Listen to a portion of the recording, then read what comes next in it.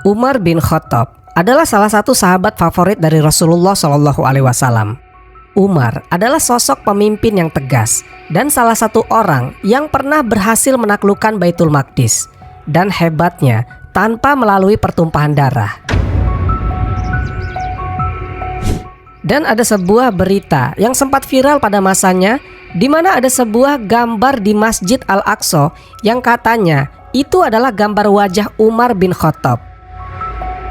Seperti yang telah diberitakan ketika membuat film dokumenter tentang peninggalan sejarah di Yerusalem, ditemukan gambar atau ukiran yang terukir di salah satu sudut dinding Masjid Al-Aqsa. Ukiran gambar di dinding tersebut mendokumentasikan kunjungan Umar ke gereja selama berkunjung ke Masjid Al-Aqsa untuk menerima kunci Baitul Maqdis. Tanpa sepengetahuan umat Islam saat itu, salah seorang jemaah Uskup Sopronius melukiskan wajah Umar dalam salah satu sudut dinding di Masjid Al-Aqsa. Lukisan tersebut bertahan sampai 1400 tahun lebih. Meski sedikit terlihat buram dan tidak jelas, ukiran wajah Umar di dinding masih dapat sedikit terlihat. Berikut ini ukiran foto di dinding yang berhasil didokumentasikan Qatar TV dan Al Jazeera. Akan tetapi, beberapa pihak meragukan bahwa ukiran dinding tersebut adalah Umar bin Khattab. Jadi, apakah ukiran di dinding tersebut adalah wajah Umar atau bukan? Wallahu alam, hanya Allah Subhanahu wa Ta'ala yang mengetahui hakikat kejadian yang sebenar-benarnya. Namun yang jadi menarik adalah bagaimana ceritanya Allah Subhanahu wa Ta'ala memberikan kesempatan kepada Umar dan para sahabat lain menaklukkan Baitul Maqdis atau Yerusalem ini tanpa pertumpahan darah, tanpa harus capek-capek berperang.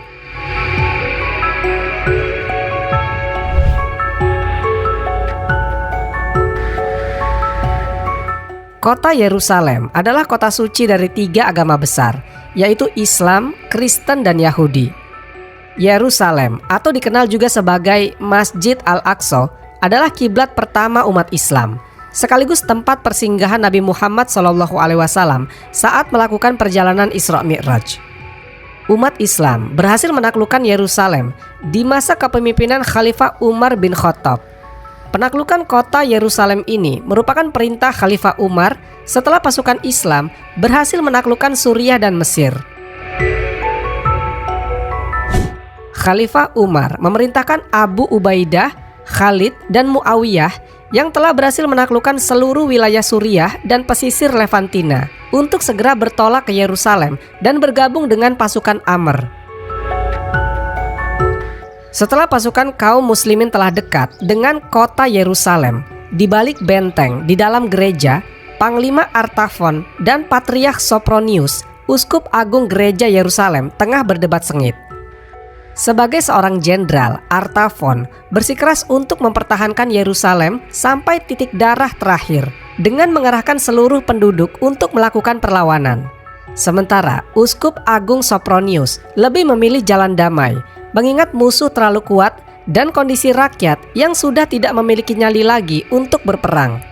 Sopronius berpikir, jika mereka mempertahankan Yerusalem sekarang dengan kondisi yang demikian, itu adalah keputusan yang gegabah, karena tentu pasukan kaum muslimin akan dengan mudah memenangkan pertempuran.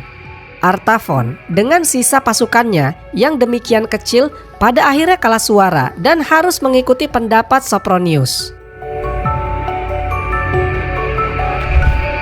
Kemudian Sopronius mengutus satu orang untuk menemui kaum muslimin yang ada di luar benteng. Utusan itu datang membawa syarat-syarat penyerahan kota, yaitu tidak ada pengangkatan senjata, diizinkan sisa-sisa pasukan Bizantium untuk berangkat ke Mesir, dan penyerahan Yerusalem diterima secara langsung oleh pemimpin tertinggi Islam, yaitu Khalifah Umar sendiri. Abu Ubaidah menerima syarat-syarat tersebut. Ia pun langsung mengabari Khalifah Umar yang saat itu ada di Madinah untuk menerima penyerahan kota tersebut. Kabar akan kedatangan Khalifah Umar ke Yerusalem telah tersebar ke seluruh pelosok negeri. Para penduduk kota Yerusalem penasaran, seperti apa sosok pemimpin kaum muslimin ini? Mereka pun bersemangat menunggu kedatangan Umar ke kota Yerusalem. Umar berangkat dari Jabiyah dengan menunggang unta, dengan mengajak seorang pengawal yang bernama Aslam. Aslam ini dulunya adalah budak, kemudian dibeli dan dibebaskan oleh Umar. Mereka berdua pun kemudian melakukan perjalanan ke Yerusalem. Umar dan Aslam membawa perbekalan makanan seala kadarnya, hanya sekantung gandum, beberapa kurma, air minum, dan selembar tikar untuk sholat. Karena mereka berdua hanya membawa seekor unta dalam perjalanan ini, mereka pun bergantian menunggangi unta tersebut. Bila Khalifah Umar lelah, maka dia naik unta, dan Aslam yang berjalan kaki. Jika Aslam yang sudah lelah, giliran Khalifah Umar yang berjalan kaki, dan Aslam yang di atas unta. Begitu seterusnya, sampai mereka pun tiba di pintu gerbang Yerusalem. Dan kebetulan saat itu, si Aslam yang sedang di atas unta, sementara Khalifah Umar yang berjalan kaki. Penduduk Yerusalem pun mengira Aslamlah sang raja dari kaum muslimin ini. Para penduduk langsung bergegas menyambutnya.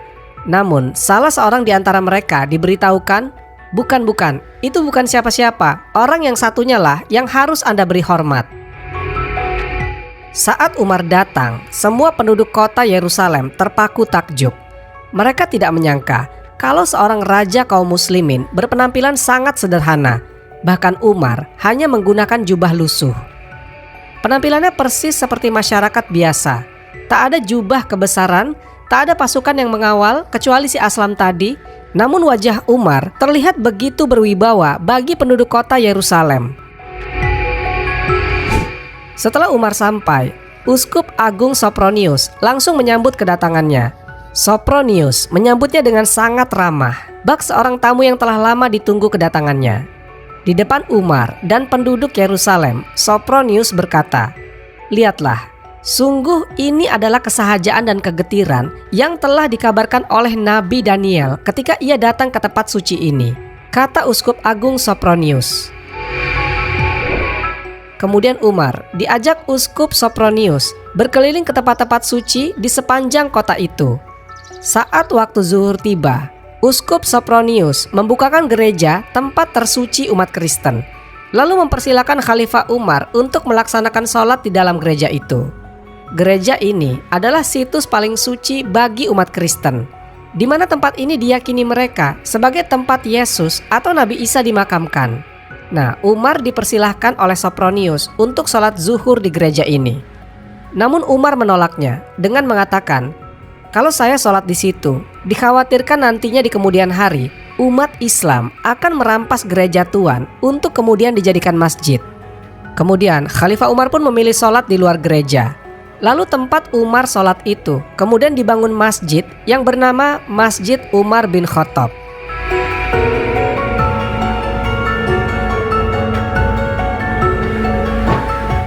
Penaklukan tersebut mengakhiri kekuasaan Yunani Romawi yang telah bercokol di wilayah tersebut selama beberapa abad.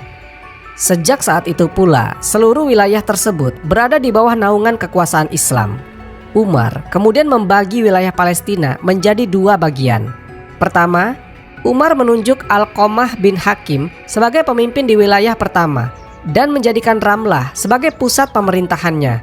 Lalu beliau juga menunjuk Alqamah bin Mujazis untuk memimpin di wilayah kedua dengan pusat pemerintahannya di Baitul Maqdis.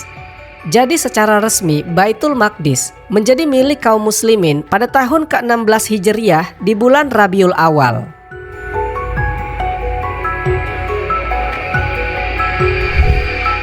Wallahu a'lam bishawab. Semoga kisah ini bermanfaat. Lebih dan kurangnya mohon dimaafkan.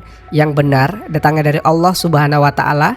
Khilaf atau keliru itu datangnya dari saya pribadi sebagai manusia biasa. Sampai ketemu di kisah-kisah seru yang penuh makna selanjutnya. Saya akhiri. Wassalamualaikum warahmatullahi wabarakatuh.